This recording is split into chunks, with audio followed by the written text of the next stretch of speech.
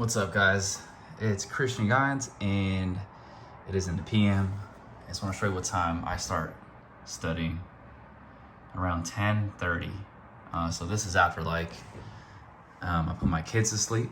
And we got just done cleaning up, getting done with dinner. And yeah, man. So I'm gonna study from 10:40 to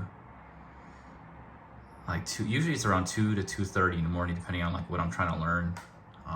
But yeah, guys, if I can do this, I know all of you guys can do it. I'm going to school, working full time. I got kids to take care of, and I'm married as well. So I got a handful, guys. So if I can do it, it's tough, but sacrifice, man. Like, it's the only way you're gonna get to where you want to be, guys. But yeah, like, subscribe, and I'll catch you on the next one.